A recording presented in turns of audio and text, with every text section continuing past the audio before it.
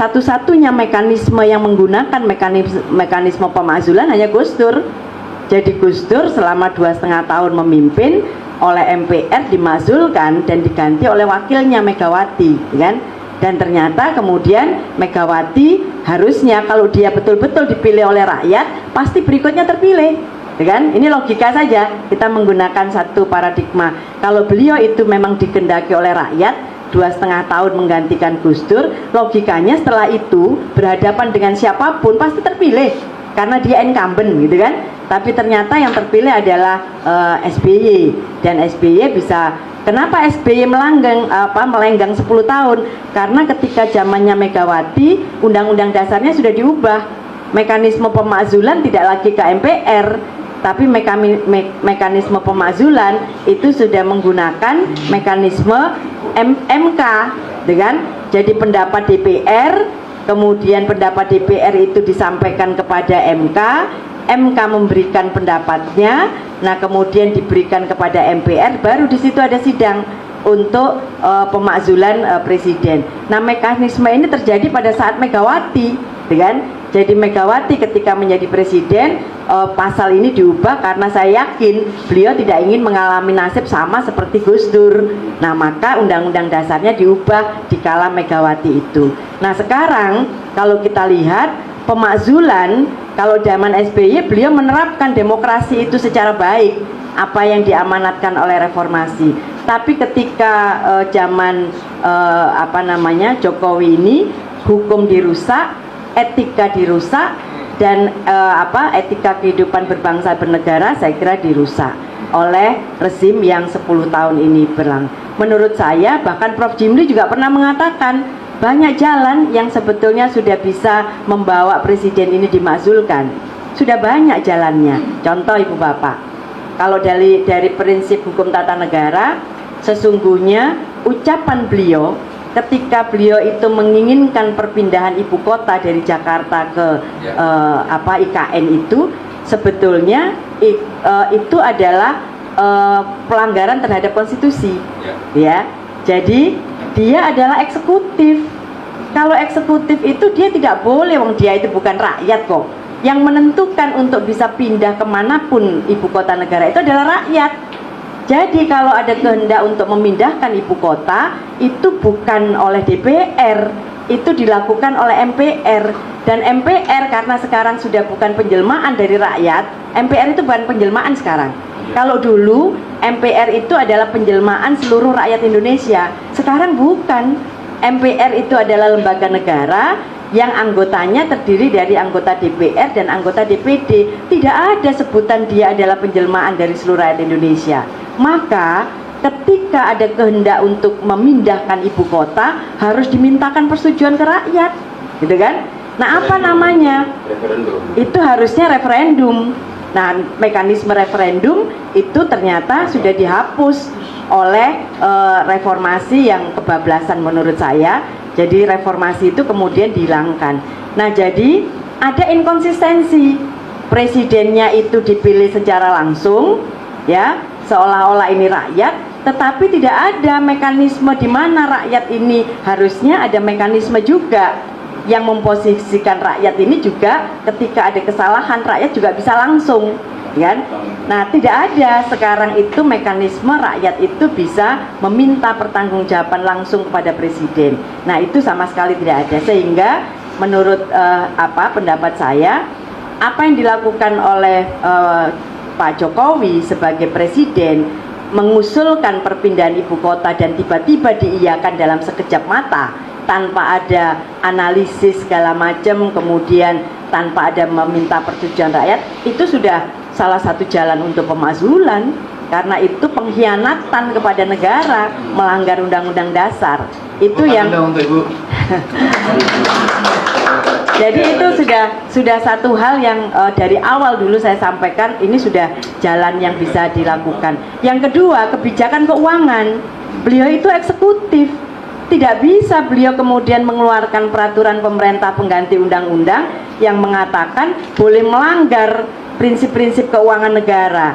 Nah itu sebetulnya pengkhianatan kepada Undang-Undang Dasar, karena sesungguhnya APBN itu harus mendapatkan persetujuan dari DPR.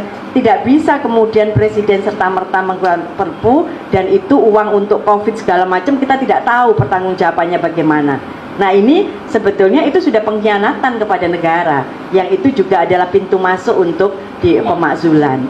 Yang ketiga, Prof. Jimli mengatakan ketika hakim MK itu kemudian di recall oleh anggota DPR dan kemudian DPR langsung mengganti dengan orang lain, wakil ketua MK namanya Profesor Aswanto, kemudian dibawa ke DPR dan diberhentikan, kemudian Presiden mengeluarkan Kepres, itu sudah pengkhianatan, karena ini adalah lembaga yudisial yang bebas dari intervensi manapun.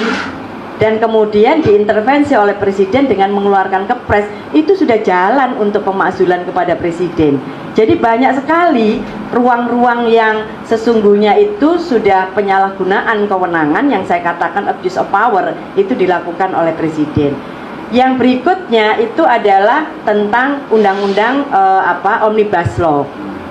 Metode boleh, metode Omnibus Law itu dikenal di negara manapun, dikenal untuk bisa melakukan harmonisasi dan sinkronisasi peraturan perundang-undangan yang sekarang tumpang tindih. Tetapi tidak kemudian menjadikan satu banyak undang-undang, kemudian bukannya malah lebih simpel, tapi itu lebih tidak ada kepentingan rakyat, tapi kepentingannya investasi. Nah itu sesungguhnya sudah melanggar Undang-Undang Dasar, karena beliau mengambil kebijakan yang itu tidak sesuai dengan prinsip peraturan perundang-undangan, dan itu sudah dibatalkan oleh MK. Tapi ternyata dengan kekuasaannya lagi mengeluarkan Perpu dengan hal yang sama. Nah ini kan berarti hukum itu dijadikan bukan rule of law, tapi hukum itu menjadi rule by law. Jadi hukum itu digunakan sebagai alat kekuasaan.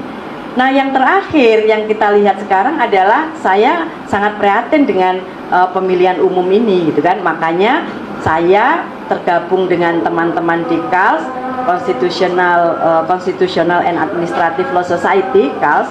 Saya menginisiasi Ibu Bapak, karena jengkelnya ini saya coba dorong teman-teman guru besar ini. Mari kita laporkan ke MK-MK. Jadi saya yang menginisiasi di dalam grup saya untuk melaporkan ke MK-MK. Dan salah satu pertimbangan yang saya sampaikan ke Prof. Jimli, dan saya sebutkan, makanya Prof. Jimli saya tanya, bagaimana Prof. Hesti? Saya katakan, Prof, saya minta MK-MK ini bisa melakukan satu terobosan hukum, membuat penemuan hukum. Karena apa? Karena ini sudah kalau dia itu sudah melakukan pelanggaran etik, maka produk hukumnya jelas ini adalah harusnya batal demi hukum. Ini cacat, gitu kan. Nah mestinya karena tidak ada mekanisme, maka MK-MK harus berani membuat terobosan hukum. Selain menyatakan ini pelanggaran etika yang berat, tapi juga harus membatalkan MK sendiri, bukan MK-MK. Saya bilang MK lah yang kemudian harus membatalkan putusan nomor 90. Tapi ternyata Pak Jimli juga tidak punya keberanian untuk melakukan itu, ya kan? Nah jadi ketua MK-nya itu dicopot dari jabatannya sebagai ketua MK, kemudian tapi putusannya tetap, dan itu yang dijadikan jadi bukan etika yang dikedepankan, tapi kemudian di TV saya masih tetap ngomong, oke lah MK-MK itu melakukan pelanggaran etika berat bagi Anwar Usman, tapi kemudian saya minta Pak Anwar Usman mengundurkan diri karena sudah tidak sesuai lagi prinsip hakim dipegang oleh beliau. Tapi ternyata bukan begitu, justru beliau membuat pernyataan pers bahwa saya ini dizolimi, gitu kan. Nah jadi Ibu Bapak, menurut saya memang tema ini pemakzulan itu adalah satu hal yang sangat dimungkinkan di negara yang namanya republik. Ketika pemimpin yang dipilih oleh rakyat secara langsung ternyata dia tidak bisa melaksanakan amanat dari rakyat. Prinsip itu ada, gitu kan, bisa dimakzulkan. Tinggal sekarang adalah caranya bagaimana. Kalau caranya itu kembali ke Undang-Undang Dasar atau kita mekanisme Undang-Undang Dasar, rasanya hopeless. Tidak mungkin kita bisa lakukan, karena MK sekarang isinya anggota MK-nya itu sudah makin tidak memiliki. Saya tanya ke teman-teman, ini kok hakim MK kok sudah kehilangan integritas ya? Teman-teman saya bilang bukan kehilangan, Prof.